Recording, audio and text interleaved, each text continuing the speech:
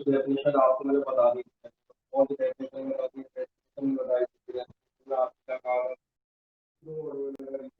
एक बार रेस्पिरेशन आपका कहता है process by which assimilated food is oxidized, तो assimilated जो आपने फूड किया है वो ऑक्सीडाइज होगा और क्या होगी, एनर्जी रिलीज होती है, ये तुरंत याद आ जाता है। दूसरा मैंने कहा था एक सिंपल चीज का था रेस्पिरेशन और ब्रीदिंग में डिफरेंस। रेस्पिरेशन और ब्रीदिंग में क्या डिफरेंस था कोई मुझे बताएगा थोड़ा सा।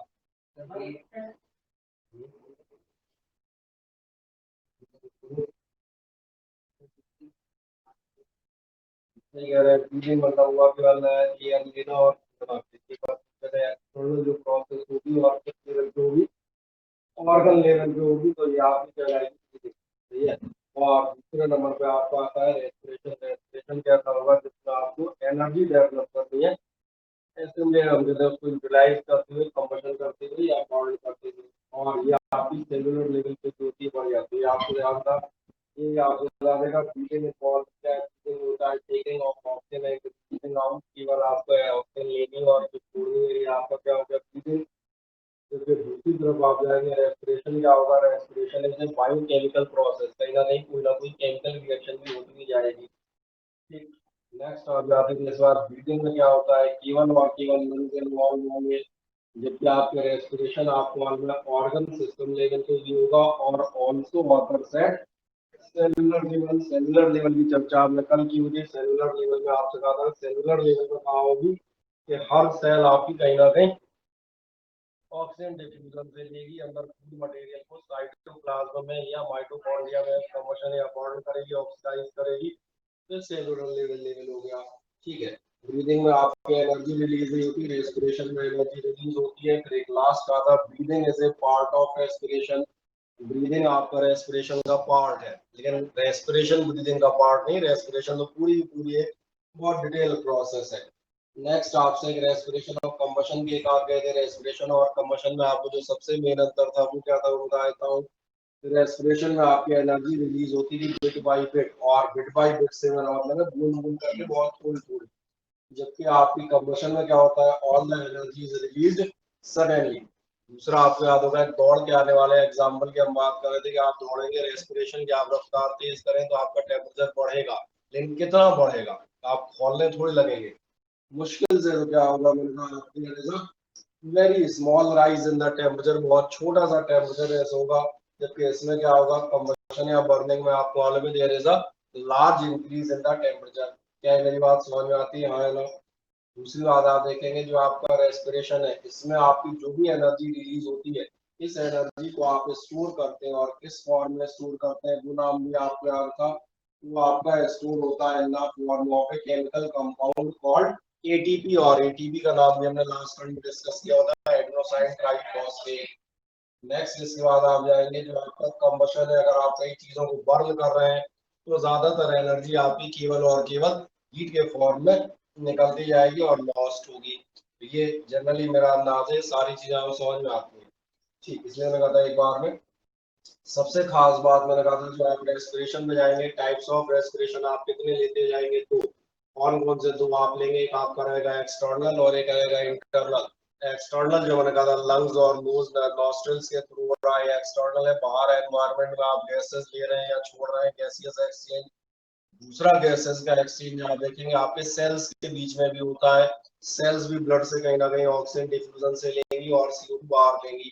तो एक आप ध्यान रखना आपकी बॉडी के बाहर एक्सचेंज चल रहा है और एक within body cell to cell चल रहा है, तो यही आपके एक्सटर्नल और इंटरनल होंगे। एक्सटर्नल क्या होगा, exchange of gases between organism and it's environment, जबकि इंटरनल कौन सा होगा, इंटरनल आपको मालूम है exchange of gases between the tissue cells और उनका जो भी extra cellular environment, for example blood.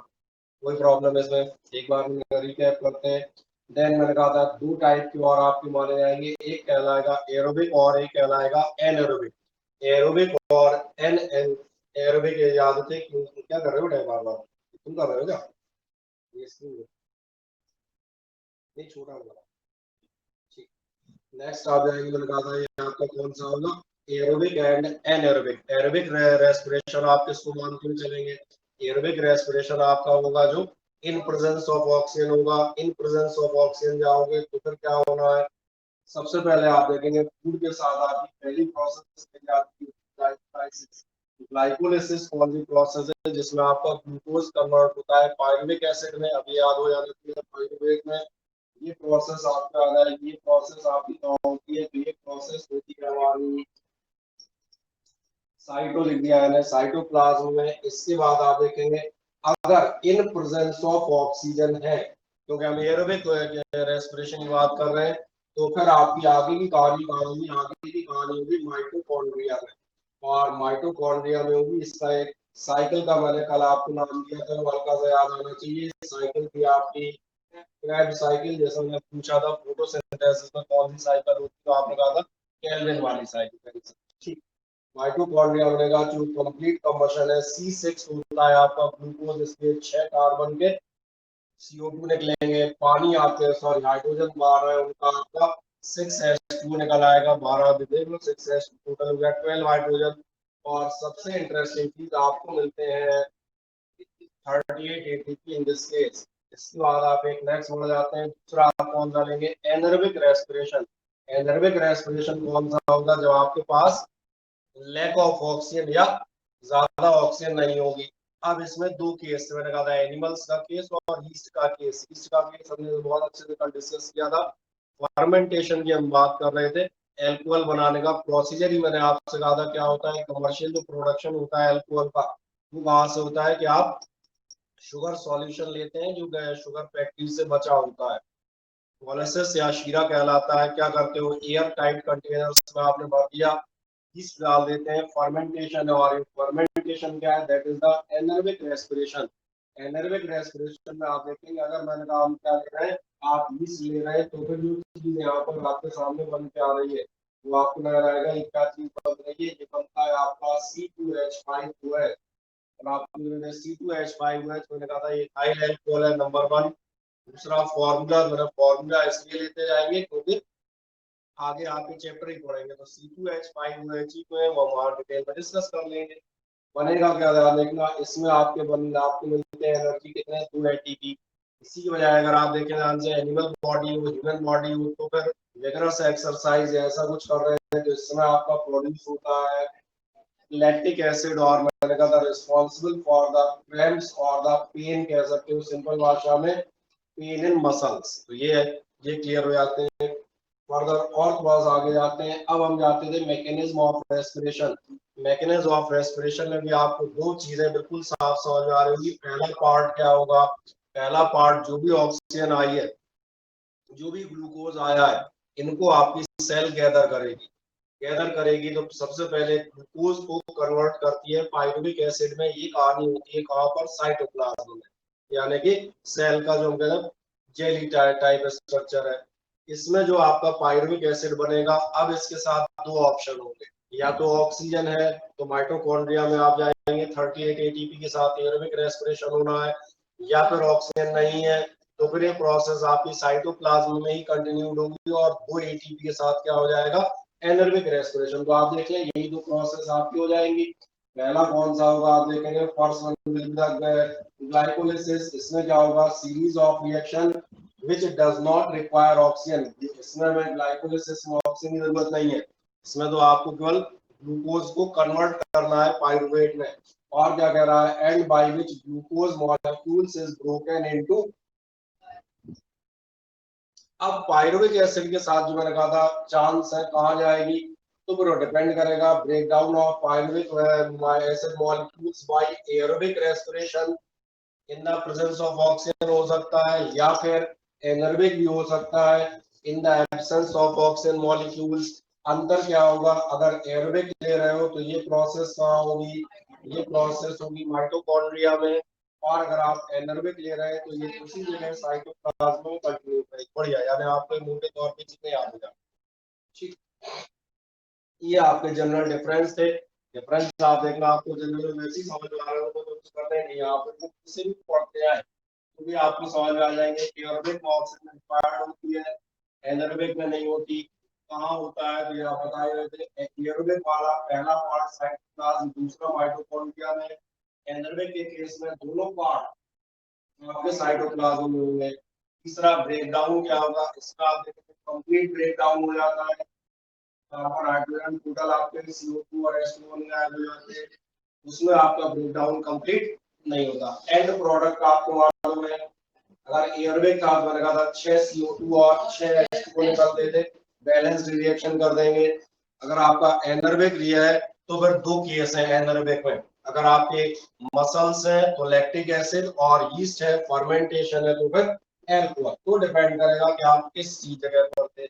Values भी आपको मालूम है, यहाँ पर आपके पास 38 और यहाँ आपके पास है, और ये आप देखेंगे काफी फेमस क्वेश्चन आता है एनर्बिक और एनर्बिक में आप दो पॉइंट्स के बीच में डिफरेंशिएट करें, या पूछेगा एनर्जी कम ज्यादा कहाँ मिलती है या क्या साइट होती है दोनों की, तो यहाँ पे इनमें से कोई एक पर्टिकुलर पॉइंट पूछ लेगा।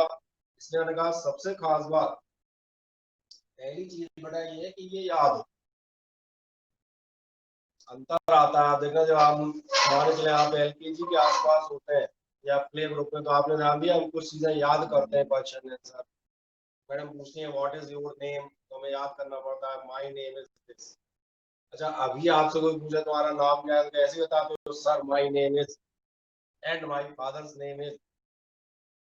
अब आप कैसे बता ले आते हैं, बहुत सिंपल बात लगेगी। अब आपको चीजें याद है मालूम मालूम है तो आदमी जैसे जिस हिसाब से पूछेगा आप उस हिसाब से बता ले जाएंगे। तो मैंने कहा पहला भैया चरण ये है कि आपको मालूम मालूम होंगी तो अकॉर्डिंग टू क्वेश्चन आप उसको लिखने में कामयाब हो जाएंगे। नेक्स्ट एक जाएंगे, इसके बाद हम जाते हैं रेस्पिरेशन इन प्लांट्स। प्लांट्स का रेस्पिरेशन आप देखेंगे, प्लांट्स का रेस्पिरेशन हमने कल कंप्लीट चर्चा में लिया हुआ था। मोटे तौर पर मैं फिर से याद दिलाता हूँ, तो हमने ये किया था रेस्पिरेशन इन प्लांट्स। मैंने कहा था रेस्पिरेशन प्लांट का सारी जगह से होता है, रूट हेयर्स से, मैंने कहा था आपके स्टेम से, आपके जो है लीव्स से। दो चीजें आती हैं, अगर आपके ग्रीन और वैसे पार्ट है लिविंग पार्ट है तो यहाँ होंगे स्टोमेटा, जो इनका ओपनिंग और क्लोजिंग का डिपेंड करती है गार्ड सेल पर। वो भी मालूम है गार्ड सेल में पानी पहुंचेगा, स्वेल होंगे, ओपन हो जाएगा। अगर आपके अंदर है पानी कम होगा, श्रिंक करेंगे, सूखेंगे और क्लोज हो जाएंगे। लेंटिसेल्स का था जो डेड पार्ट है bark of the tree, bark of the tree मतलब जो अंदर है क्या कहना चाहिए ब्राउन टाइप की छाल, तो पेड़ की सबने देखी है ना, उसमें जो आपके डेड पार्ट लोगों क्या कहलाएंगे लेंटिसेल्स। दो नाम बस याद रखेंगे, लेकिन आप क्या हम यही पढ़ते हैं in plants exchange of gases take place from leaves stems and roots. मतलब कुल मिला के सारी जगह से बचे ही क्या बेचारे। अब क्या होता है transfer of respiratory gas from one part two another part is very less. इसलिए अपने साथ क्या होता है, अपने पास एक ही ऑर्गन है लंग्स, हम पहले ऑक्सीजन लेते हैं फिर पूरी बॉडी में अलग अलग पहुंचाते हैं। प्लांट के साथ ऐसा नहीं है, बहुत कम ऑक्सीजन उसे केवल जो अंदर वाले सेल है उन तक पहुंचानी पड़ेगी, बाकी तो सोचो यहाँ से लेके सिर से लेके पैर तक पहुंचाए तो उसे जरूरत नहीं पड़ती। आप एक एक पार्ट पढ़ लें आराम से। रेस्पिरेशन इन रूट्स क्या कहेगा, जो आपकी यंग रूट्स हैं उनमें epidermal cells are extended to form root hair. यही करता जो आपकी बिल्कुल पतले पतले बॉल टाइप होंगे इनमें। और याद होगा मैंने कहा था मिट्टी के बीच में, कल मिट्टी और पत्थर में डिफरेंस पूछ रहा था, आपने कहा था मिट्टी है सॉरी पत्थर एकदम ठोस होता है, मिट्टी में क्या होते हैं वॉइड्स या गैप होंगे। बस ये बताता जाएगा क्या होता है, these root hairs remain in direct contact with the air. ये रूट हेयर्स डायरेक्ट कांटेक्ट में होते हैं किसके, एयर के। कौन सी air, present in between the soil particles. जो आपके सॉइल पार्टिकल्स के बीच में प्रेजेंट होगी, कारण क्योंकि सॉइल पार्टिकल्स आपके ठोस नहीं होते, इसमें गैप नहीं है। क्या होगा, the oxygen from this air enters into the root hairs by simple diffusion. समझ आ रहा होगा। ये पहला हो गया, हम कहते हैं मिट्टी से आपकी जितनी ऑक्सीजन मिल पा रही उतनी खींचे कहाँ पहुंच जाएगी, रीचेज टू अदर सेल्स। अब जो पुरानी रूट्स हो गई हैं बड़ी पुरानी मोटी मजबूत, उनमें क्या होगा, उनमें दिक्कत हो जाती है। Protective layer of dead cells is present, कड़ी हो जाती है, ध्यान दिया होगा डेड सेल्स बाहर जमा हो जाते हैं लेयर, उनमें क्या करोगे।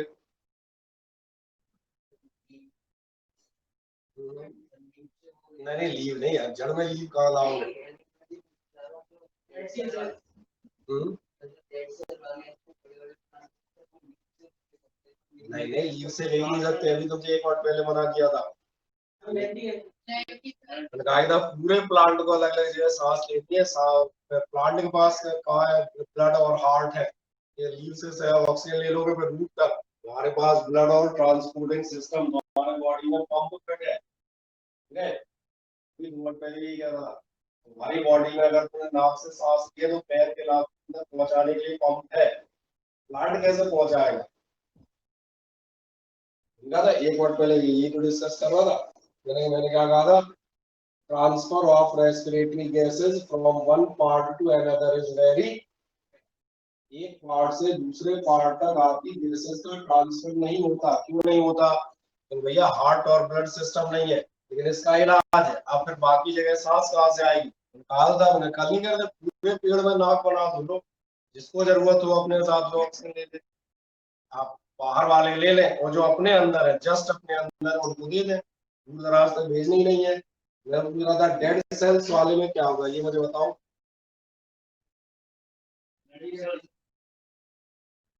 क्या सही कह रहे हैं, लेंटी सेल्स होने भी नहीं कर रहे। तू नाम याद रखना, बिल्कुल बायोलॉजी में पहला बात है, आपको याद रखना पड़ेगा। इसलिए कहेगा विच है,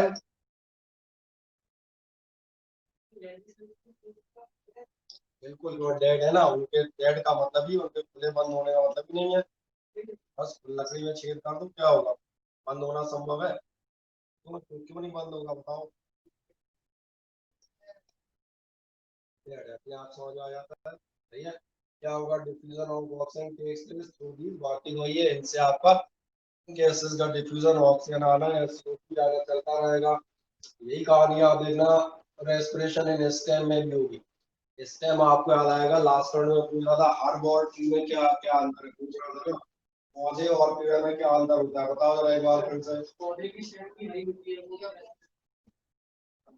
हरी का मतलब समझ में आ रहा है, लिविंग, सॉफ्ट और लिविंग। और पेड़ का जो स्टेम का बार्क होता है, बार्क वर्ड तो सुना है, छाल, ये कैसी होती है, रेड नहीं होती यार, रेड कर दो, लाल रंग के पेड़ कहाँ से मैंने देखे, मैं तो देखे लेकिन कितने कहाँ देख ली। अच्छा डेड, हाँ डेड, मुझे लगा रेड, मैंने रेड लाल पेड़ कहाँ से आ गया। पता है पूरी सड़क पे लाल लगा। चलो डेड में होगा, डेड में फिर क्या करोगे, जेड तो कह रहे हैं क्लास पॉलीथीन कवर टाइप नहीं बन जाएगा, ऐसे फिर सांस ही नहीं मिलेगी। तो आप देखेंगे उनमें जो पोर्स होते हैं, एक्चुअली जो स्टोमेटा रहे होंगे कभी, अब वो पोर्स के फॉर्म में डेड हो गए होंगे। तो आप क्या कहेंगे, ध्यान देखना, वो आपके कहलाएंगे लेंटिसेल्स। अभी बात कर लेते हैं herbaceous plants। herbaceous में क्या होगा, इसमें small openings in their epidermal sales, epidermal याद है, जो बाहर की खाल कह सकते हो, खैर पेड़ में खाल नहीं छाल कहलाती है ना। तो आप क्या कहेंगे, these are called स्टोमेटा। वही कहानी, the oxygen from air enters, oxygen में एंटर होती है, and carbon dioxide is released from the same, उसी से आपकी कार्बन डाइऑक्साइड बाहर चली जाती है। स्टोमेटा का खुलना बंद होना, पानी, गार्ड सेल स्वेलिंग, ये हम ऑलरेडी पढ़ चुके हैं, इसलिए पिछली बार भी डिटेल में पढ़ा दिया। फिर आप जाएंगे, इसके बाद क्या होगा, बूढ़ी स्टम पे चले जाओ, इसकी बात करेंगे हार्ड और वुडी स्टेम्स। हार्ड और वुडी स्टेम्स में क्या होगा, जो आप बिग प्लांट्स या ट्रीज आएंगे, देखेगा कौन सा वर्ड आपको मिलेगा, नहीं देख रहा अभी, lenticels are present in place of stomata through which exchange of gases takes place। और लास्ट आपका आ जाएंगे लीव्स। अब फिर पूछ लेता हूँ, लीव्स क्या होंगे, लिविंग पार्ट होता है, डेड पार्ट, लिविंग सेल्स होते हैं ना, तो क्या होना चाहिए, स्टोमेटा या लेंटिसेल्स। बस बोले, कहाँ दिक्कत, पढ़ लो नीचे। Surface of leaves possesses numerous, numerous का मतलब ये बहुत सारे फोर्स होते हैं, कॉल्ड स्टोमेटा। पढ़ते हैं आराम से, in their epidermal cells exchange of gases takes place when CO2 concentration, जब आपका सेल का इंक्रीज हो जाएगा तो दिख रहा होगा CO2 ज्यादा हो गई तो स्टोमेटा खुलेगा, बाहर निकाल देगा, बस यही आपसे बताएंगे और कुछ खास नहीं। opens and CO2 is released out। अब हम बात करते हैं एक सिंपल ही चीज की, लास्ट चैप्टर से हम ATP वर्ड का इस्तेमाल करते हुए आ रहे हैं। तो सवाल आता है एटीपी क्या है, मैंने कहा था एडिनोसाइन ट्राइफॉस्फेट। वहां पर एक रफ आइडिया दिया था, सिंगल एक फिल इन द ब्लैंक या ऑब्जेक्टिव के लिए। एनर्जी करेंसी है, एनर्जी स्क्वायर में जमा होगी, पूरा नाम एडिनोसाइन ट्राइफॉस्फेट होगा। Now for a 2 marks question आप बता सकते हैं what is an ATP. ATP क्या होता है, ध्यान से देखें क्या चीज होती है एटीपी। एटीपी आपको सबसे पहले मिलेगा, होता है नाइट्रोजनस कंपाउंड।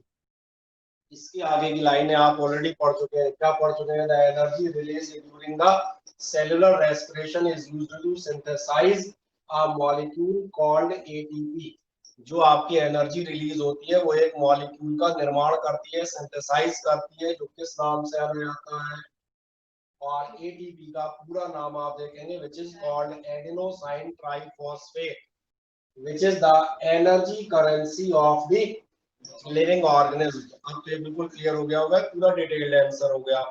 अब सवाल है क्या होता है, ध्यान देखना, अपनी जो हम कहते हैं कोई भी बॉडी है, एनिमल या प्लांट, उसमें एक्चुअली जो केमिकल प्रेजेंट होता है एडेनोसाइन डाइफॉस्फेट। डाई और ट्राई माने तो मालूम है, डाई का मतलब दो और ट्राई का मतलब तीन। अब आप देखें ध्यान से, नॉर्मल में क्या होगा, एडीपी प्रेजेंट होगा। जब आप एनर्जी देंगे तो एनर्जी देने पे आप ध्यान देखें, एनर्जी देने पर इसमें एडिशनल फॉस्फोरस वो ऐड होता है।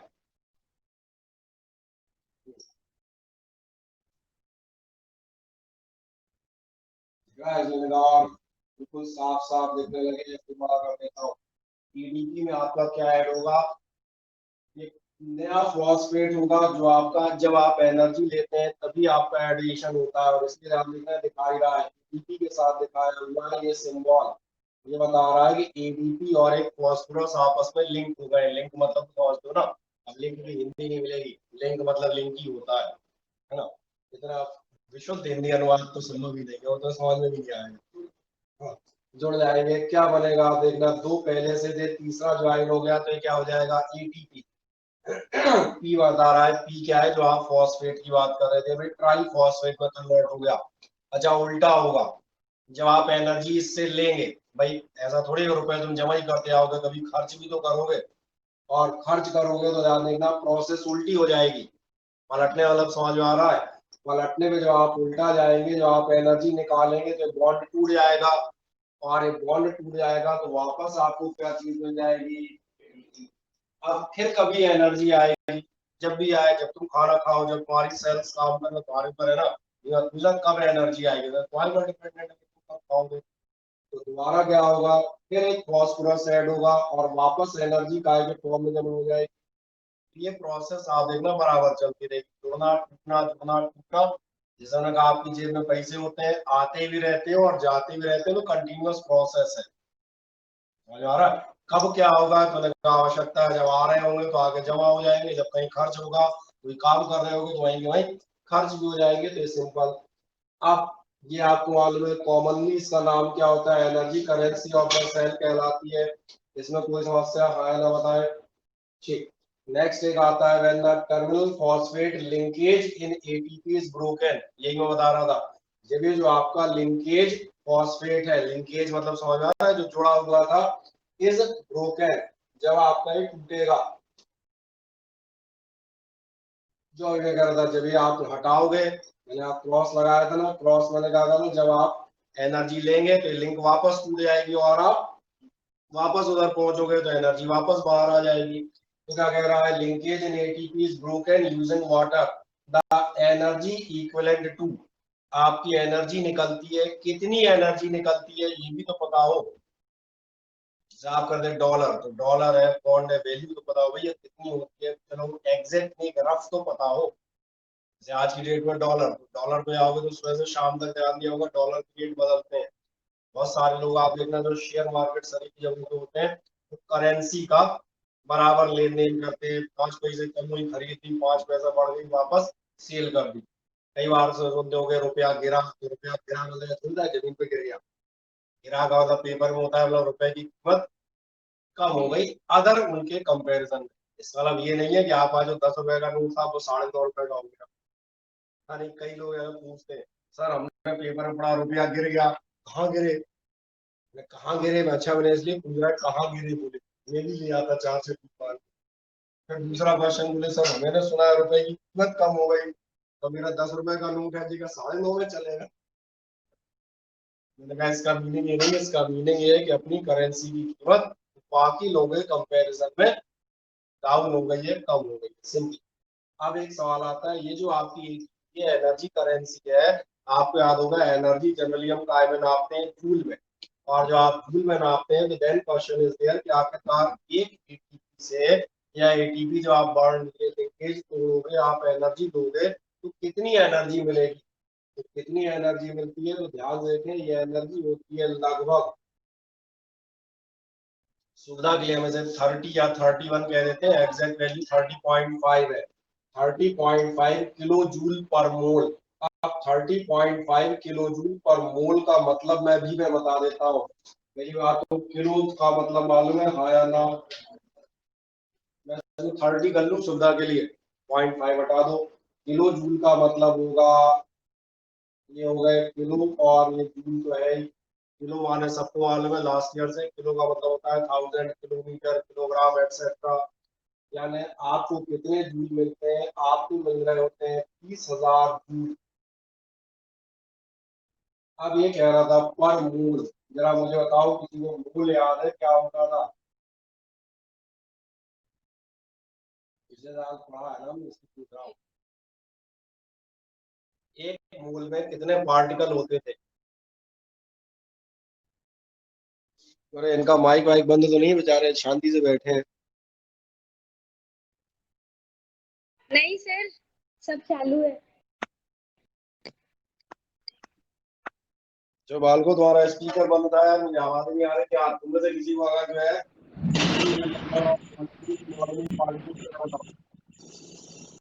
सर क्या बोल रहे हो सर? एक मूल में कितने पार्टिकल होते हैं।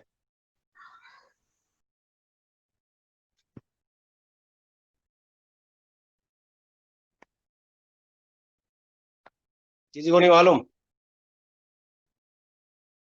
नहीं।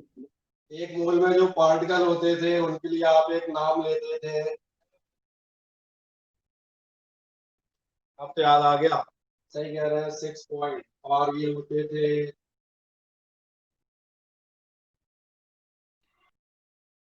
अब भी नहीं याद आए। कई बार नाइट्रोजन और ऑक्सीजन के तमाम सारे सवाल भी तो करते थे, इतने ग्राम ऑक्सीजन में कितने पार्टिकल होंगे, क्या होगा।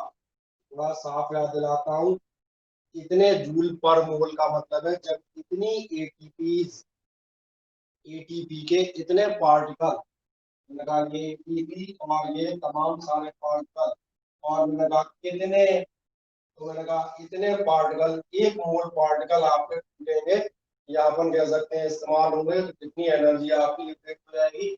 आपकी एनर्जी लिबरेट हो जाएगी 30,000 जूल। अब पहले देखें क्या ऐसा समझ में आता है, हाँ ना बताएं, कहीं कोई समस्या हो तो मुझे बोले।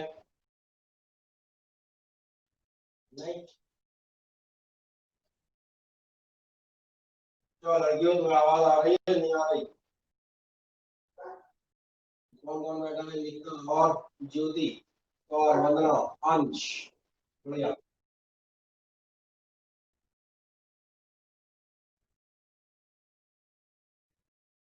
बाल को आवाज आ रही नहीं आ रही तुम्हें। आ सर रही है हमारी सर। कट हो रही है, पता नहीं। तो इसका बता दो, फोन का स्पीकर होता है स्ट्रॉन्ग नहीं है तो वहीं वहीं मिलाता रहता है। तो अगर आपको कुछ पूछना हो तो आप चैट सेक्शन में पूछ लेना, ज्यादा बेहतर रहेगा। मेरे सामने कंप्यूटर खुला है, मैं देख ना। चले, एक तो मैंने ये आपको बता दिया, एक नेक्स्ट आप आइएगा इसके बाद। अब हम बात करेंगे रेस्पिरेशन इन एनिमल्स की। एक मजेदार बात है, रेस्पिरेशन इन एनिमल हम पढ़ चुके हैं, अगर ध्यान नहीं दिया ऑलरेडी पढ़ चुके हैं पार्ट। फिर से एक बार दिखा देता हूँ क्या करेगा। Food material taken in during the process of nutrition, यही कल से आज तक यही तो भटक रहे हैं बार बार 6 बार उसी बात पे। जो भी आप न्यूट्रिशन के दौरान फूड मटेरियल लेते हैं, क्या होता है, used in cells to provide energy for various life processes, तमाम सारी लाइफ प्रोसेसेस के लिए इस्तेमाल होता है। Break down of food in cells to release energy is called, और जो आपके सेल्स में इसका ब्रेक डाउन होता है वो आपके कहलाता है सेलुलर रेस्पिरेशन। आयुष की आवाज आ रहा है। पीयूष नहीं चिल्ला लेता मेरी आवाज पूरी जा रही है हेडफोन ऐसे लगा दे। चले मैं जो बात कर रहा था इसके बाद वही पुरानी प्रोसेस ध्यान देखना है। सबसे पहले आपका फोन आएगा, आप आएंगे मान चीज यानी ग्लूकोज पर वही कहानी फिर से स्टार्ट करेंगे। ग्लूकोज आ जाएंगे, साइटोप्लाज्म में जाएंगे, साइटोप्लाज्म में जाएंगे तो आपका क्या क्या बनेगा, पाइरुवेट या पाइरुविक एसिड बनेगी। कौन है? चलो बाल को अब जरा बताना तो आवाज आ रही है क्या? अरे इतनी छोटी लीड क्यों लगाई, बड़ी वाली लगा बेटा, ये तो खिंच जाएगी। तो निकाल लो उसको। मैं हेडफोन में बड़ी लीड लगा दी साइड में।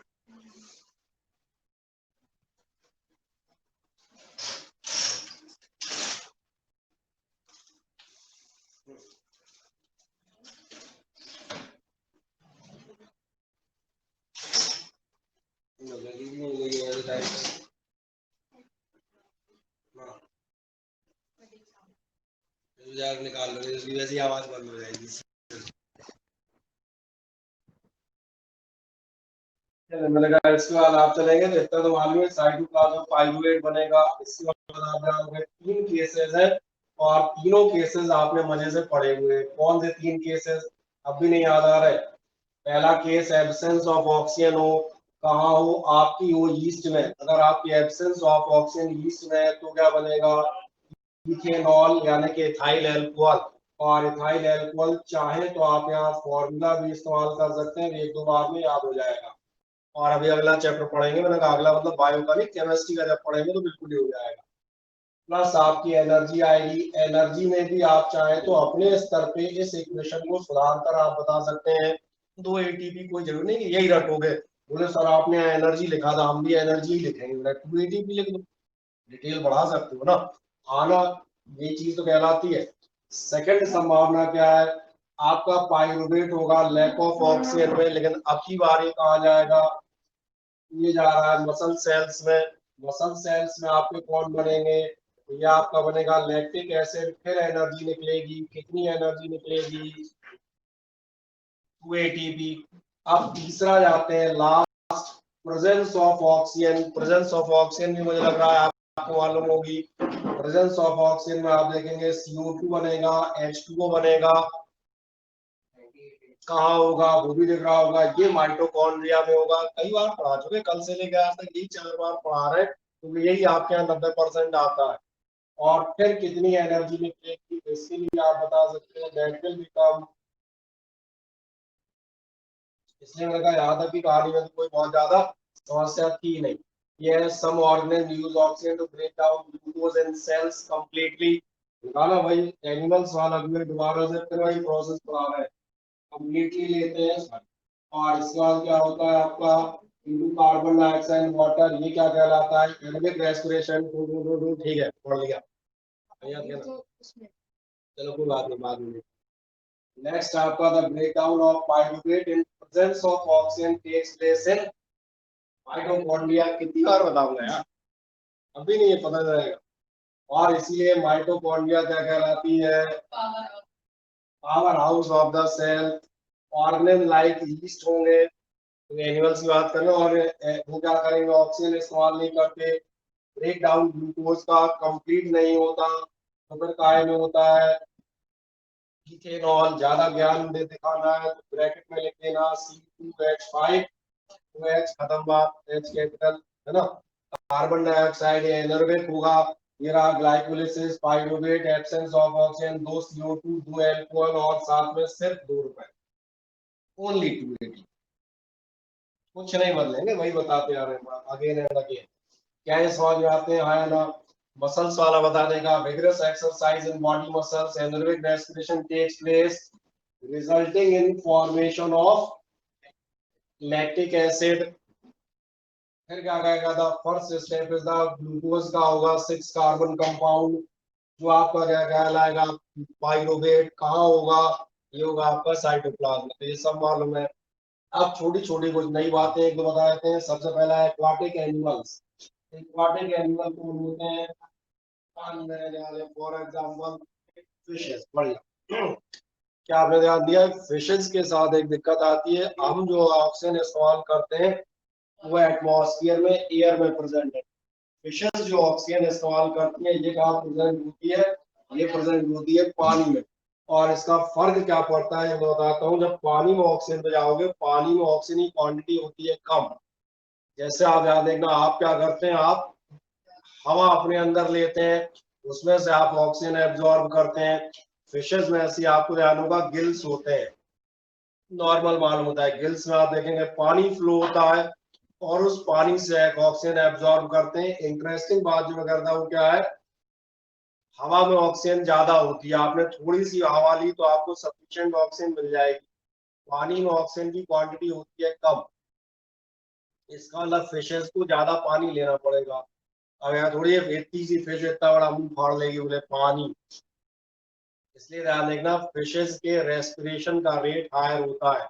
जैसे जिसको अपन सिंपल भाषा में मान लो सांस लेना कहते हैं, वो सांस नहीं लेती तो गिल्स में पानी जाता है। अपनी जो प्रोसेस है स्लो होती है, ली छोड़ी, और उनका रेस्पिरेशन कैसा होगा, रेट फास्टर होगा। जैसे कहा आप दौड़ोगे तो आपको भी ज्यादा ऑक्सीजन चाहिए, तो आपकी भी रेस्पिरेटरी सिस्टम फास्ट हो जाएगा। तो क्या ये समझ में आता है? And that is the question asked. ये है वो क्वेश्चन जो आपसे पूछा गया, और यही पूछा जाता है, why the rate of respiration of aquatic animals is higher, greater than the terrestrial animals? Terrestrial animals के कंपैरिजन में एक्वाटिक एनिमल्स का रेट ऑफ रेस्पिरेशन ज्यादा क्यों होता है? हिंदी अनुवाद क्या बताओगे तुम? वही बताओगे जो हम बता रहे थे, एक्वाटिक एनिमल यूज करते हैं oxygen dissolved in water since the amount of oxygen in water is fairly low. आपका ऑक्सीजन का अमाउंट पानी में कैसा होता है? बहुत कम होता है in comparison to the oxygen in the air. Air के कंपैरिजन में पानी में ऑक्सीजन कम होती है, इसलिए the rate of breathing in aquatic animals is higher, faster, greater. तमाम वर्ड है तो सबका मीनिंग कोई मिला के एक ही है। Then the scene in terrestrial organism, for example कहेगा fishes take in water through their mouths and force it pass to the gills. मुंह में पानी लेते हैं और कहाँ लेके जाते हैं? अपने गिल्स में। गिल्स क्या करेंगे? जो काम आपके लंग्स करते हैं, क्या? Where the dissolved oxygen is taken up by blood. जैसे आपका ब्लड, हम कहते हैं जो इंटेस्टाइन में ब्लड था वो क्या कर रहा था? फूड एब्जॉर्ब कर रहा था। लंग्स में जो ब्लड वेसल्स हैं वो ऑक्सीजन डिफ्यूज कर लेंगे, एब्जॉर्ब कर लेंगे। सिमिलरली गिल्स में जो ब्लड कैपिलरीज मौजूद है, सिंपल भाषा में कहते हैं ब्लड की नसें, बाद में ट्रांसपोर्टेशन में आएंगे डिटेल में, वो क्या करेंगी? वो ऑक्सीजन डिफ्यूज कर लेंगी पानी में से। क्या है इसमें कोई प्रॉब्लम कहीं से इधर? नहीं। अब टेरेस्ट्रियल ऑक्सीजन कहाँ से लेते हैं? जो टेरेस्ट्रियल वाले use the oxygen in the atmosphere. क्या है, समझ में आता है? ठीक। अब एक छोटी सी बात इस बेसिस में आएगी, क्या होना चाहिए किसके पास? तो चलो, क्या होना चाहिए किसके पास, अपन उल्टे में पढ़ते हैं। आपके पास ऑक्सीजन लेने के लिए क्या चीज होती है? लंग्स होते हैं, आप सही कह रहे हैं।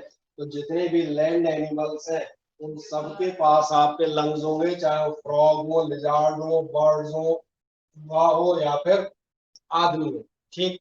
अब इनमें से केवल मैं एक एनिमल की खास चर्चा करूंगा, और वो खास वाला एनिमल है, अभी करेंगे 1 मिनट बाद, अभी फिलहाल छोड़ते हैं।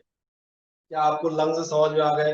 दूसरे नंबर पे आप देखना, दूसरे नंबर पे आपके पास गिल्स। गिल्स किसके पास होंगे? जो एक्वाटिक एनिमल्स होंगे, जैसे फिश और प्रॉन। प्रॉन माने वालों है? अरे प्रॉन माने नहीं वालों? हम्म। हम्म।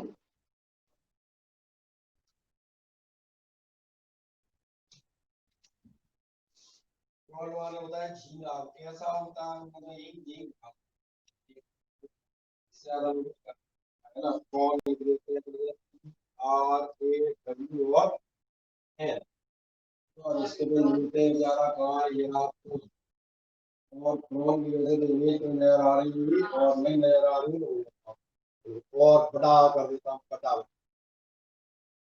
आप प्रॉन नहीं नजर आ रहा है, ये रहा जिसका आप मैंने, इसको आप देखेंगे हाई फूड में सबसे ज्यादा लोग इसको जिसको खाते हैं बेचारे को कौन होता है, तो प्रॉन ही होता है, ठीक है ना।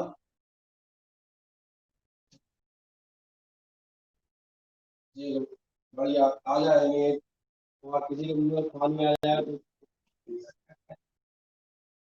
हाँ, ये क्या करना है? ऐसे उगने जाते ऐसे ही उगते हैं रंग बिरंगे। हाँ, खाने के बाद तो आदमी उनकी कदर बहुत करवा, सीधा रोटी खा जाएगा पूरा, तो चाइनीज वाला बंदा एक तरफ से खाना चालू कर दे।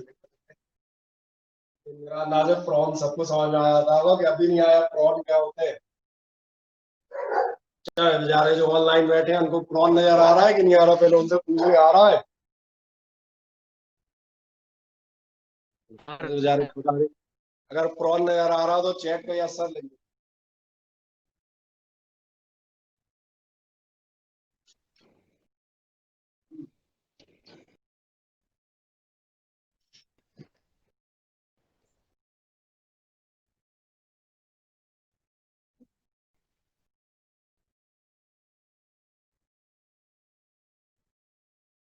बढ़िया। एक नेक्स्ट चीज आते हैं, इस बार अगर आप प्रॉन देख लेते हैं और अगर झींगा क्या होता है अगर बच्चे नहीं आएंगे आप दिखाई देते हैं। अब आ जाओ अपन वापस वापस अपन कहा थे, अपन थे अपने उस पर के जो आपके ये क्या इनके पास क्या होंगे गिल्स। अब ये बात कर रहे थे मैं एक्वाटिक एनिमल्स की गिल्स की और लंग्स की बात हम किसकी कर रहे थे, या बात कर रहे थे टेरेस्ट्रियल एनिमल्स की। मैंने एक पे गोला मारा था, मैंने कहा फ्रॉग, फ्रॉग मालूम है कौन होता है? अरे फ्रॉग ये हिंदी अनुवाद थोड़ा पूछ रहा हूँ, कौन होता है, नाम बताओ। हाँ अब भी नहीं पता, हाँ अब याद आ गया। ये क्या कहलाते हैं एम्फीबियन, जैसे आप प्लांट्स में पढ़ते थे प्लांट फाइना, दो पढ़ते थे और वो थे आपके एम्फीबियंस ऑफ प्लांट किंगडम। और एम्फीबियंस आप उन्हें कहते थे जो जमीन और पानी दोनों में चल जाएंगे। तो अपने समझ में आता है फ्रॉग के पास क्या होगा, फ्रॉग के पास आप देखना दोनों तरह के सिस्टम होते हैं, उसके पास लंग्स भी होते हैं और ये ध्यान देखना स्किन के थ्रू भी सांस लेने में सक्षम होता है। ये मेरी बात समझ में आती है? इसमें ज्यादा फ्रॉग को हम थोड़ा सा और डिस्कस करेंगे, केवल लंग्स ही नहीं होते और होनी चाहिए। जब आप पूरे लंग्स होंगे तो हमारे शरीर के पानी में डूबने सारा गुल्ल करके मर जाएगा। कह रहा हूँ अब नेक्स्ट आप आएंगे स्किन या जनरल बॉडी सरफेस। स्किन या जनरल बॉडी सरफेस सबसे बेहतरीन एग्जांपल आता है अर्थवर्म, ये बिल्कुल याद रखिएगा। Objective fill in the blanks का ये हॉट एनिमल माना जाता है। आपका जो है आपका अर्थवर्म का आपकी जो है सांस कहाँ से लेता है, केंचुआ, केंचुए के पास ना नाक होती है ना फेफड़ा और ना गिल्स। केंचुए की पूरी स्किन, हाँ और आ गया प्लांट की तरह, क्या करता है पूरी स्किन से आपका एब्जॉर्ब करता है और या फिर CO2 आपकी बाहर निकालता है। गिल्स जो है वो होते हैं माउथ के पीछे पाइप से, उसी में जैसे दोस्तों जो पानी जो आ रहा है हम भी क्या करते हैं, एयर आ रही है इसी में से हम ऑक्सीजन अंदर लेते हैं। एक्चुअली डिफ्यूजन तो क्या होता है, डिफ्यूजन कोई करता नहीं है, डिफ्यूजन तो हो जाता है। डिफ्यूजन हम करते नहीं है, डिफ्यूजन क्या है हो जाता है, ध्यान आ रहा है।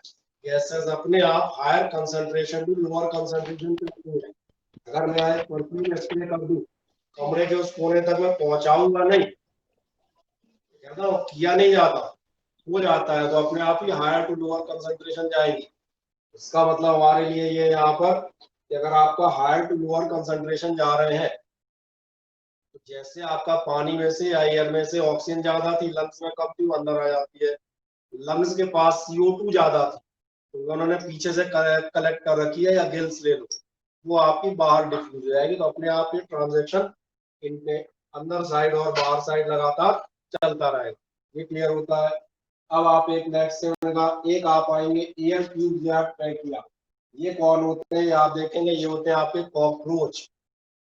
कॉकरोच जो आप देखेंगे कॉकरोच की पीठ में आप देखेंगे ऐसे अंदर अंदर ट्यूब बने होते हैं, जैसे अपने पास नाक होती है, नाक भी तो टूटी है ना, बस ये ट्यूब अपनी कहा जाती है लंग्स में। ऐसे आप देखेंगे कॉकरोच की पीठ में छोटे छोटे मतलब पतले पतले बिल्कुल ट्यूब्स टाइप में लगे होंगे, और ये ट्यूब्स काय काम में आते हैं, ये आपके उसी ईयर ट्यूब्स कहलाएंगे। किसके किसमें होंगे ध्यान देखना, ग्रास ऊपर, ग्रास ऊपर को आप हिंदी में कहते हैं टिड्डा, है ना।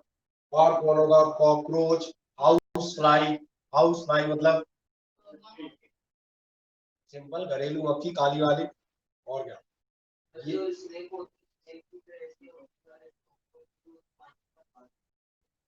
ये स्किन से भी लेता है और वो भी रहते हैं उसके पास लंग्स। स्नेक बड़े एनिमल्स में आ जाता है ना, उसका काम अकेली स्किन से नहीं चलेगा। स्किन से काम किसका चल सकता है ध्यान देखना, उसका चल सकता है जो बिल्कुल छोटा हो। जैसे आप स्किन से काम क्यों नहीं चला सकते, ध्यान नहीं दिया, क्योंकि आपके स्किन पे जितनी बॉडी है आपकी बाकी 90% बॉडी तो अंदर है, आपकी बॉडी केवल बाहर नहीं है। जो केंचुआ है अर्थवर्म उसके पास ऑर्गन्स थोड़ी है। आप आज लिवर, पैनक्रियाज, स्टमक, 6 मीटर की इंटेस्टाइन। अब तुम सोचो अपन यहाँ से ऑक्सीजन ले रहे हैं पेट की स्किन से, पेट की अकेली इतनी सी स्किन, इतना ही तो पेट होगा, ये 6 मीटर लंबी इंटेस्टाइन के हर सेल तक ऑक्सीजन पहुंच पाएगी, पहुंचेगी नहीं। इसलिए अपने को अलग से पूरा एक सिस्टम डेवलप करना पड़ेगा, रेस्पिरेटरी सिस्टम, जो गैसेस लाएगा, और सिर्फ लाएगा नहीं, अभी एक और चाहिए जो बाकियों तक पहुंचाएगा, डिलीवरी, पोस्टमैन चाहिए। तो पोस्टमैन अभी अपन ट्रांसपोर्टेशन में पढ़ते हुए जाएंगे इसके बाद, ये रिक्वायरमेंट पर डिपेंड करता है, ठीक है ना। अब आप एक नेक्स्ट जाएंगे, सारे जितने रेस्पिरेटरी सिस्टम है उनमें कौन सी खास बातें होनी चाहिए। जो खास बातें होनी चाहिए वो आप बिल्कुल आसानी से समझ में आएंगी। सबसे पहली खास बात होनी चाहिए लार्ज, फाइन और डेलिकेट सरफेस एरिया। जो भी आपका सरफेस एरिया है कैसा, बड़ा से बड़ा, ध्यान जा रहा होगा आगे, अगर छोटा सा तुम्हारा पेट, 6 मीटर की इंटेस्टाइन को ऑक्सीजन कहाँ से पहुंचा पाएगा। अगर तुम मान के चलो केवल सरफेस से लो, क्या होगा, सरफेस जितनी बड़ी करते जाओगे उतना ही ऑक्सीजन ज्यादा जल्दी आसानी से आएगी, या उतनी आसानी से कार्बन डाइऑक्साइड बाहर डिफ्यूज होगी। इसलिए आपकी सरफेस होनी चाहिए लार्ज, फाइन मतलब समझ में आ रही होगी बिल्कुल बारीक, इजिली छोटे छोटे मॉलिक्यूल आए और जाए। और डेलिकेट, डेलिकेट मतलब होता है सेंसिटिव, सेंसिटिव मतलब समझते हैं, जैसे एक हार्ड हो गया, जब मैं बता देता हूँ डेलिकेट का मीनिंग सिंपल बताता हूँ, प्लांट्स के केस में जल्दी समझ में आएगा। हरे वाले प्लांट की जो स्किन है डेलिकेट होती है, जोर से मसल दोगे तो हम कहते हैं गेंदे का पौधा खत्म ही हो जाएगा। और यही हम कहते हैं नीम का पेड़, हार्ड नारियल। तो डेलिकेट सरफेस एरिया होना चाहिए जिससे इजीली आपकी गैसेस का ट्रांसफर हो सके। अब रेस्पिरेटरी जो आपकी सरफेस है is well protected, having a passage for air to reach and having a good supply of blood। ये जो रेस्पिरेटरी सरफेस है तो वेल प्रोटेक्टेड होनी चाहिए, इस तक एक पासेज होना चाहिए। काय का पासेज, जो इस तक हम कहते हैं एयर पहुंचा है, जैसे आपकी सरफेस कहाँ है अंदर, लंग्स में, एक तो वेल प्रोटेक्टेड हो। ये तो आपने खुले वातावरण में अपने फेफड़े निकाले खोपड़ी में पहन लो, क्या होगा, मुझे बताओ क्या होगा, ज्यादा ऑक्सीजन ग्रहण करेंगे कि कम कर पाएंगे, कम कर पाएंगे, तो उन्हें ध्यान नहीं दिया होगा। अगर ऊपर खोपड़ी पे पहन लोगे अपने लंग्स निकाल के तो आधे घंटे बाद धूल से जाम हो जाएगा, नहीं आया समझ में। इसलिए कैसा होना चाहिए, वेल प्रोटेक्टेड, और कैसे कहीं ना कहीं एयर उनका पासेज हो जो उन तक एयर पहुंचाए। और सबसे खास बात, गुड सप्लाई ऑफ ब्लड होनी चाहिए, ताकि जो ऑक्सीजन ले रहे हैं उसको ले जाए भी और वहां तक CO2 लाए भी। क्योंकि लंग्स बहुत अच्छे काम कर रहे हो, पर अगर आपका ब्लड सर्कुलेशन काम नहीं कर रहा तो ना तो ऑक्सीजन आएगी और ना अंदर से CO2 जाएगी, तो आपके लंग होना ना होना किसी मतलब का नहीं रह जाएगा। नेक्स्ट आएंगे, अगला क्या होना चाहिए, मैकेनिज्म हो for moving the air in and out this area. एक ऐसा मैकेनिज्म हो, एक ऐसी मशीन टाइप चीज हो, मैकेनिज्म मतलब होता है व्यवस्था, मैकेनिकल अरेंजमेंट, एक ऐसा अरेंजमेंट हो जिससे यहाँ तक एयर आए भी और यहाँ से एयर बाहर भी जाए। तो वो आपको ध्यान है, वो अपना डायफ्राम और ये रिब केज काम करेंगे, ये आपके फूलते पिचकते हैं, इससे क्या होता है, एयर या तो बाहर धकेल दी जाती है या अंदर खींच ले जाती है, तो भी हम चर्चा करेंगे। अगर ऐसा नहीं हुआ, सिर्फ लंग्स यहाँ बना दिए जाए, नाक बना दिया है, तो भैया एयर जाएगी कैसे और आएगी कैसे? एक मैकेनिज्म ही चाहिए जो इसको खींच के या आप कहते दबा के ये चीज कर सके। तो ये जनरली आपको समझ में आते हैं। अब एक नेक्स्ट जाएंगे आपका रेस्पिरेशन इन ह्यूमंस। हम किसकी बात कर रहे होंगे? आप बात कर रहे होंगे रेस्पिरेशन इन ह्यूमंस। ह्यूमंस का रेस्पिरेशन कहाँ से स्टार्ट होता है मुझे बताओ? नाक से। तो डेफिनेटली नाक से ही स्टार्ट करेंगे। आप कहाँ से स्टार्ट करते हैं? सबसे पहले आप देखेंगे फर्स्ट पॉइंट आपका आएगा नजल पासेज। इसके बाद आप देखना, आप जहाँ जाते हैं फेरिंग्स। फेरिंग्स कौन सी जगह होती है? जो मैंने कहा आपका, एक दिन आप पूछ रहे थे वो ज्वाइंट जहाँ नाक और गले का पाइप मिलते हैं, ये वहां पहुंचेगा। नाक और गले का पाइप ध्यान रखना वॉल्व की तरह काम करता है फेरिंग्स। वरना क्या हो, आप पानी पिए या खाना खाएं और नाक में घुस जाए। कई बार एक आध बार घुस जाता है, विशेषकर अपन चने खा रहे हैं, ऐसी चीज खा रहे हैं भाई छोटी मोटी, कई बार नाक में और घुस जाती है, फिर आदमी 1 घंटा खांसता है। सही बोल रहा हूँ ना? इतना अगला देखना, इसके बाद आता है लैरिंग्स। लैरिंग्स क्या होगा? लैरिंग्स आप देखेंगे ये जो आपका ये पाइप है, इतना पाइप मैंने कहा, ये पाइप जो ट्रैकिया है, इस पाइप में खास बात आती है। और जो खास बात आती है, चलो मैं यहाँ पे दिखाता हूँ। क्या आपने ध्यान दिया, ये जो आपका मैं नाक वाला पाइप गले में आ रहा है, मैं ऐसा बना देता हूँ, नाक से आया, अब ये कहाँ से क्रॉस हो रहा है? गले से। सॉफ्ट ट्यूब है, सॉफ्ट पाइप है। अच्छा, कभी तुमने ध्यान नहीं दिया, कभी अपन ऐसे नीचे झुक जाए? तुमने लेजम इस्तेमाल किए कभी? लेजम इस्तेमाल किए तो पता होगा, लेजम ऐसे कर दोगे तो पिचक जाएगी। वो जो अपन सो रहे हो, सोते सोते अपन पता है लेजम ही पिचक गई। तो लेजम पिचक ना जाए इसके लिए यहाँ पर क्या होता है, यहाँ पर आप देखेंगे रिंग्स डली होती है। और ये जो रिंग्स डली होंगी, ये रिंग्स एक खास चीज की बनी होती है। ये रिंग्स बनी होती है, तो उनका नाम लिख देता हूँ।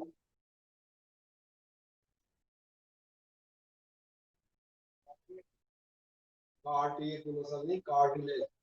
कार्टिलेज का नाम सुना है? Ring like structure. Ring like structure. सही कह रहे हैं आप। मैं आप दिलाता हूँ, लास्ट ईयर जब हम कनेक्टिंग टिश्यूज पढ़ते थे, तो एक आपके आते थे बोन्स, और फिर बोन्स में बताते थे बोन्स होती है प्योर हड्डी, एक आपकी सॉफ्ट हड्डियां भी होती है, एक्चुअली हड्डी नहीं कहते हो, कार्टिलेज कहलाती है। इसमें एग्जांपल बताता हूँ, मैं पिछले साल जब पढ़ाता था तो मैं कहता था आपके घुटने पैर अगर आप देखेंगे तो ऊपर की हड्डी और नीचे की हड्डी ऐसे ज्वाइंट है। अच्छा भैया, तुम चल रहे हो कूद रहे हो तो हड्डियां आपस में टकराएंगी नहीं, और टकराएगी तो कटर कटर नहीं करेंगी, और दूसरा आपस में घिसेंगी, तो आपको कष्ट नहीं हो जाएगा।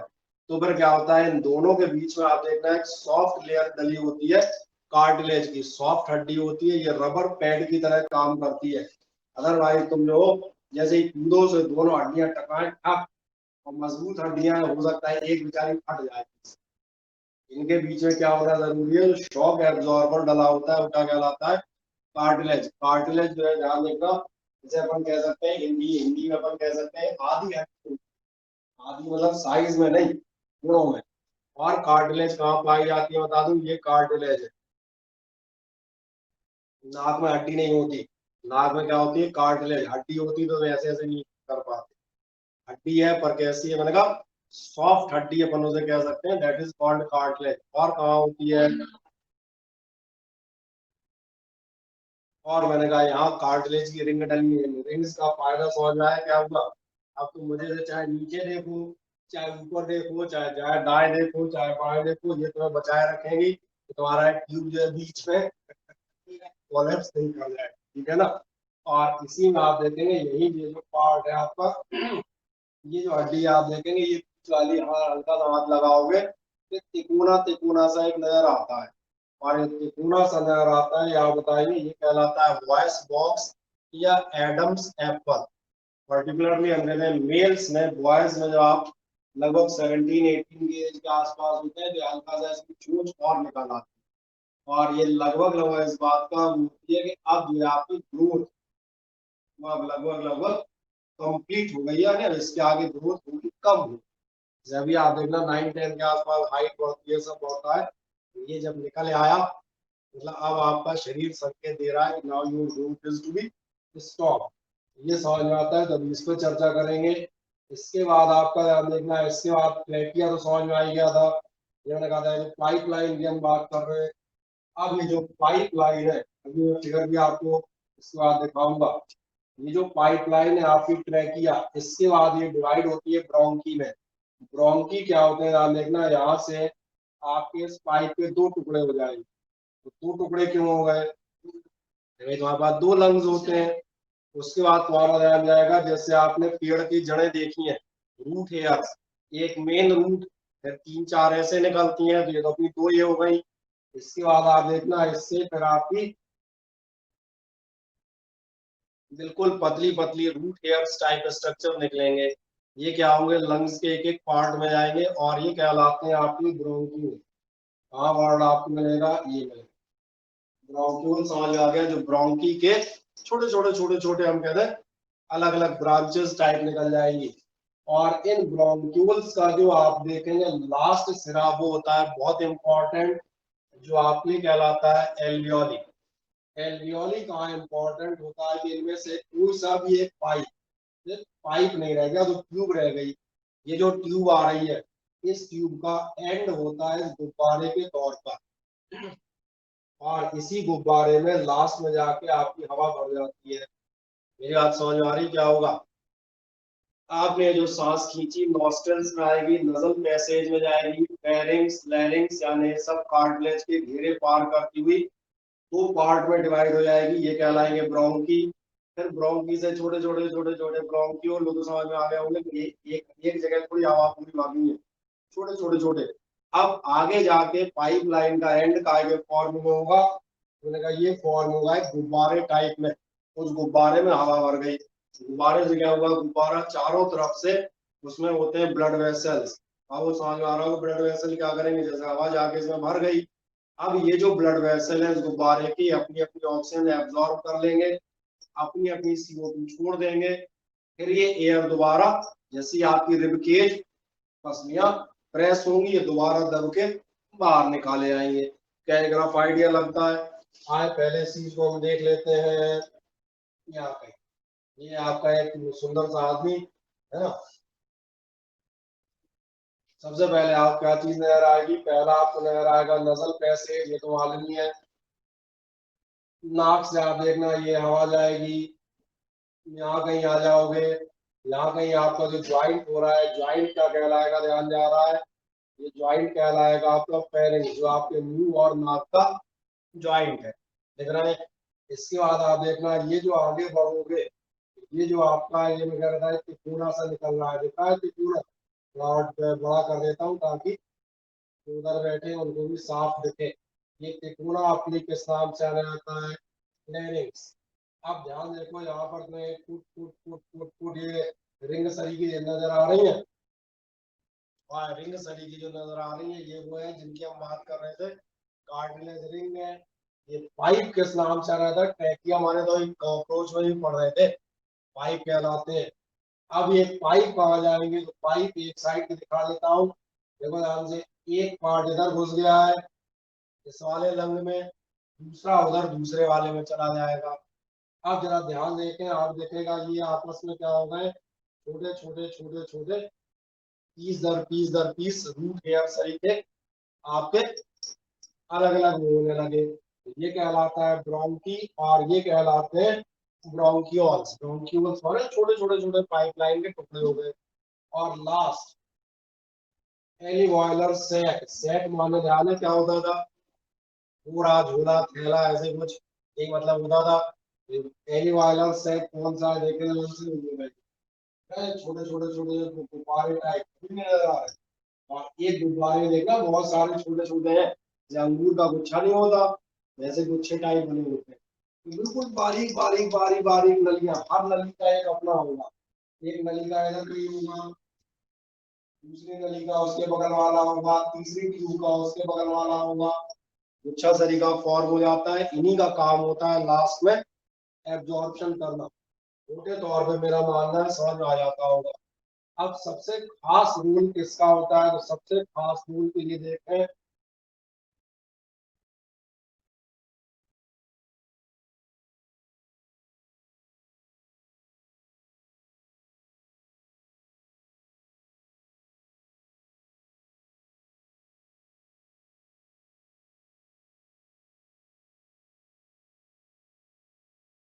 सर आवाज नहीं आ रही।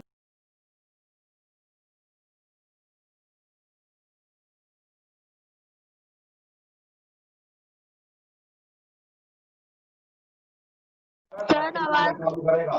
जैसे ही सीधा होगा तो ये पसलियां बाहर जाएंगी, और पसलियां बाहर जाएंगी तो क्या होगा, आपका छाती थोड़ा सा बड़ी होगी साइज में। जब बड़ी होगी तो क्या करेगी, गैप क्रिएट होगा, ये बाहर से हवा खींचती है। ये चीज आपको नहीं पता चलती, आपकी बॉडी अपने आप करती रहती है। तो आदत में होता है तो हम कभी सोचते ही नहीं है सांस कहाँ को आई और कहाँ से गई। कभी सोचते हो, कभी ध्यान नहीं, ध्यान ही नहीं दिया, वो जाने अनजाने चल रही होती है। होता क्या है, डायफ्राम खींचा, डायफ्राम जैसे ही खींचेगा, ये डायफ्राम आपका खींचा, रिब केज आपका बड़ा होगा, रिब केज बड़ा होगा तो जगह बनी, यहाँ से हवा खींचे आई, हवा खिंचाई तो इन सब एल्यूआरीज वगैरह में गई, वो अपना एब्जॉर्प्शन करेंगे। अब ये डायफ्राम वापस लौटेगा, वापस लौटेगा तो समझ आया क्या हुआ, ये प्रेस करेंगे, प्रेस करेंगे, जो हवा भरी थी बेचारी बाहर धकेली जाएगी। तो आप ध्यान देखें, इनहेलेशन और एक्सहेलेशन, ये मैंने आपको शॉर्ट में इस फिगर से एक बार में डायरेक्ट समझा दिए। अभी मैं 2 मिनट में एक बार दोबारा जो पूरी है उसे फिर से एक बार समझा देता हूँ, कोई दिक्कत, ताकि आप प्रॉपर समझ में आए। पहली बात तो आप ये पार्ट देख लें, एक्सचेंज ऑफ गैसेस, बाकी तो समझ आ गए थे, पार्ट तो वही है जो फिगर में थे। ह्यूमन बीइंग्स में आपसे क्या कहता है, ह्यूमन बीइंग में air is taken into the body by nostrils. Air कहाँ से आती है, नोस्ट्रल्स से। जो आपको दिक्कत आए तो बताना, मैं फिर फिगर बता दूंगा, फिगर के हम खड़े तो है सामने, अभी फिगर है, नोस्ट्रल्स नाक से ही घुसेगी, और क्या इसमें क्या खास बात है।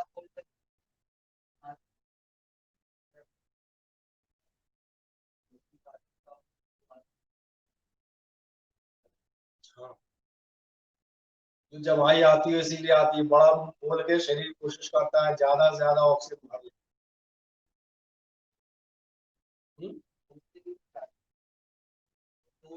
मुंह से जा रही, कम जा रही ना, से जा रही है, लेकिन समझ रहे हो, ऑक्सीजन की सप्लाई कम हो रही है, अपने को एयर से मतलब नहीं है। आपको फेफड़ों में मतलब होता है ऑक्सीजन, उसे लग रहा है कम पड़ रही है तो मुंह खोल देगा। मैंने कहा दौड़ते हो, दौड़ हाफ हो गए, हाफने लगता है, आदमी नाक से नहीं हाफता, मुंह से हाफता है, समझ आ रहा है क्यों, ज्यादा ऑक्सीजन चाहिए तो, और जा तो रही है, जा रही है पर वो कम पड़ रही है, उसने कहा और लाओ और लाओ, इसलिए वो मुंह खुलेगा आपका हमेशा। पहले याद देखना, ये अभी नॉर्मल बात कर रहे हैं, सामान्यता। हाफना 4 दिन में एक बार होता होगा, रोज थोड़ा हाफ जाते हुए उठे हाफने लगे, तो ये एक्स्ट्रा एक्स्ट्रा केस है। क्या होगा, it is filtered by the fine hairs, आपकी नाक में ध्यान होगा, लास्ट ईयर बताते थे सीलिएटेड एपिथेलियम टिश्यूज आते थे, एपिथेलियम खाल के वो टिश्यू जिनमें सीलिया यानी छोटे छोटे हेयर लाइक स्ट्रक्चर होते हैं, सीलिएटेड एपिथेलियम होता है। ये क्या करेंगे, लेट लाइन द पासेज, जो इस पासेज को कवर किए होते हैं, इनसे क्या होगा, फिल्ट्रेशन हो जाएगा, so that the air going into the body is free of dust and other impurities। नाक के बालों का काम समझ में आ जाता है, ठीक। इसके बाद क्या है, this passage is also lined with mucus. अब म्यूकस का नाम याद आ गया होगा, ये अपन उसमें ले रहे थे स्टमक में। इससे क्या होगा, जो ऐसे डस्ट पार्टिकल बैक्टीरिया उसमें चिपक जाएंगे और डेड हो जाएंगे बाद में। ओके, अब नॉस्ट्रल के बाद कहाँ घुसेगी एयर, तो the air Passage through the through, गले से होती हुई लंग्स की तरफ जाएगी, इनटू द लंग्स। क्या पड़ता है बीच में, ट्रैकिया, ट्रैकिया मतलब मालूम होगा ये पाइप, और पाइप में कहते हैं यहाँ पर डली होंगी रिंग्स। जब आपको दिक्कत आए तो फिगर दिखा दूंगा, ये ट्रैकिया, ये डली है इसमें कार्टिलेज रिंग्स, यही बात कर रहे हैं हम। और अगर ऐसा कर रहे हैं तो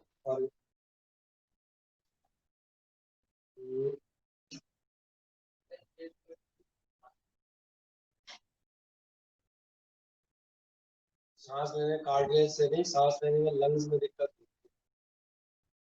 रिंग्स किसी की छोटी बड़ी नहीं। एलर्जी हो, तमाम एलर्जी होती है दूध वगैरह से कईयों को।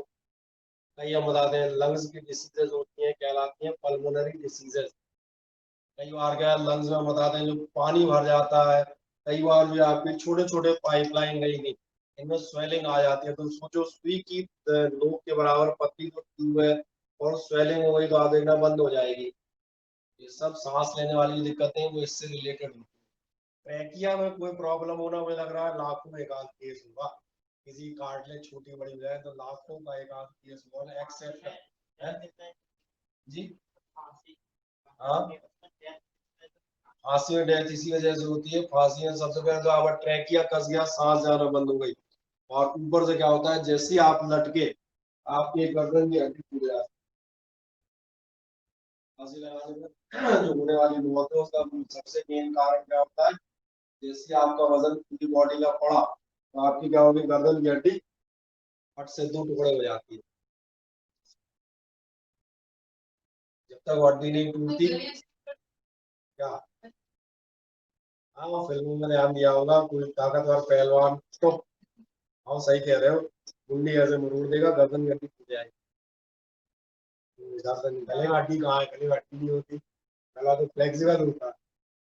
गला फ्लेक्सिबल इसलिए रखा गया है ताकि आपकी सांस चलती रहे, ठीक है। तो कहा जाएंगे आप ट्रेकिया से होते आएंगे, ये देख रहा होगा rings of cartilage are present in the trachea which ensures that the air passage does not collapse। collapse होगा समझ आ रहा है, पिचक जाना दब जाना ऐसा। ये रिंग्स का काम आप बता रहे थे। अब रिंग्स के साथ क्या होगा, लैरिंग्स। लैरिंग्स का था ये जो बाहर की तरफ मैंने कहा थोड़ा सा नुकीला सा हिस्सा उठा होगा, लैरिंग्स को आपके नाम से जानते हैं, that is known as the voice box also. क्या कह रहा है, एनलार्ज पार्ट है ऑफ ट्रैकिया। एनलार्ज माने थोड़ा सा बड़ा हो गया। खैर नोक का वाला समझना कि आगे 2 फीट की नोक निकल आएगी। एक आध को ये सोच रहा हूँ कितनी बड़ी नोक निकलती है, अगर जरा सी टच करोगे तो समझ में आएगा हल्का सा बड़ा होगा। और क्या होगा, in males it often becomes prominent and protrudes out, यानी हल्का सा नोक सरीखा प्रोट्रूड्स आउट माने आगे की तरफ नोक सरीखा निकल आता है। और क्या कहलाता है, एक और नाम मैंने क्या कहा था, तो नाम याद रखिएगा, एडम सैपम। नहीं, मेल कह रहा हूँ ना, मेल का मतलब ये फीमेल में नहीं निकालता है, ऑल में। बेटा ये मेल और फीमेल में अंतर हो गए ना, दोनों अलग अलग बॉडी स्ट्रक्चर है। आवाज पतली होती है। तो मुझे आप पूछोगे इनकी दाढ़ी क्यों नहीं आ रही, मेल और फीमेल बॉडी स्ट्रक्चर में डिफरेंस होंगे।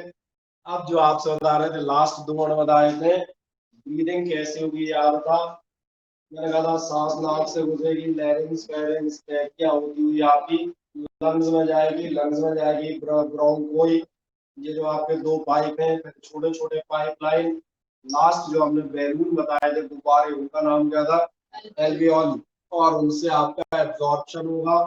और ये काम कब होगा, जब आपका डायफ्राम, जो भी आपका डायफ्राम ऐसा है ये खींचेगा। और फिर दिखा देता हूँ डायफ्राम का होगा, डायफ्राम आपका ये था। नॉर्मल ये जब स्ट्रेट करोगे, फ्लैट करोगे, कुछ भी कह दो, स्ट्रेट फ्लैट, तब आपका खींचेगा, तभी हवा अंदर जाएगी। आ जाओ चेक कर लेते हैं 1 सेकंड में। अब इसमें मैंने कहा कोई ज्यादा टाइम नहीं लगना। सबसे पहले आएंगे इंस्पिरेशन। इंस्पिरेशन और एक्सपिरेशन मतलब समझ में आ रहे होंगे।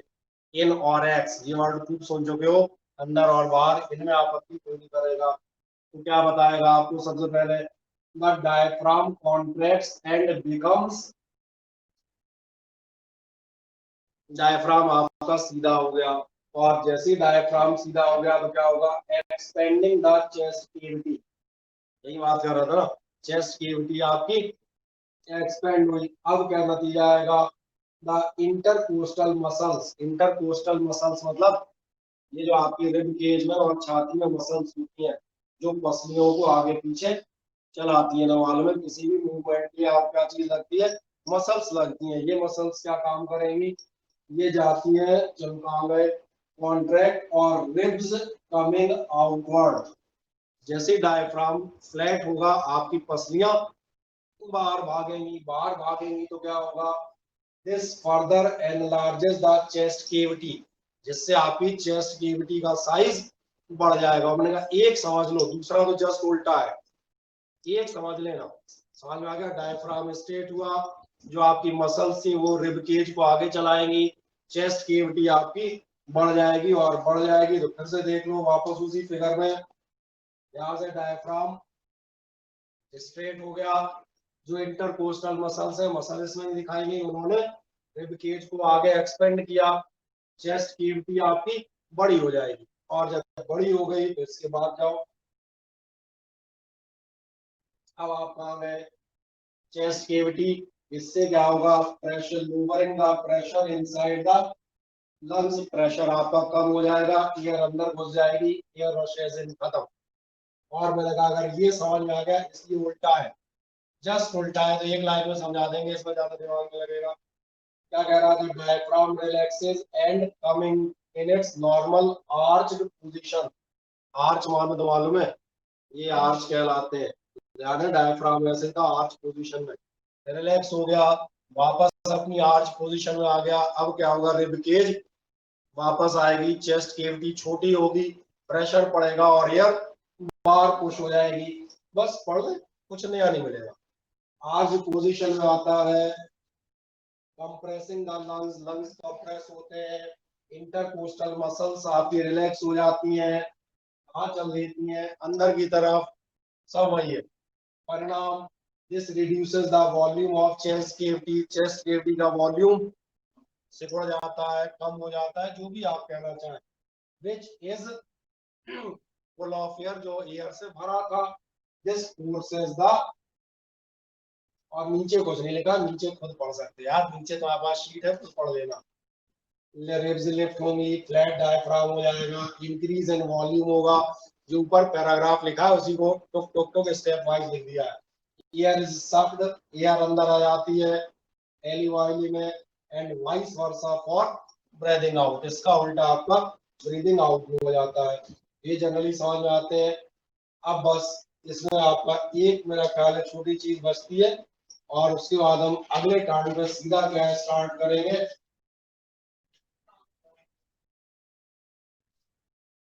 आपका अगले टर्न पे लगभग हमारे चैप्टर पूरे तौर पे खत्म होने का आ जाएगा। लेकिन कोशिश ये करेंगे कि आप आपका अगला टर्न होगा ट्यूसडे, है ना, ट्यूसडे और थर्सडे मैक्सिमम अपना पार्ट एंड हो जाए, क्योंकि one of the largest chapters, सबसे बड़े चैप्टर्स में शामिल है। तो ये चार चीजें हैं, न्यूट्रिशन, ट्रांसफॉर्मेशन, रेस्पिरेशन, और उसके बाद ठीक है। मेरा मानना है इतना समझ में आ गया होगा आपको, कहीं कोई किसी को झंझट नहीं होगी, कोई दिक्कत हो तो मुझे बताओ।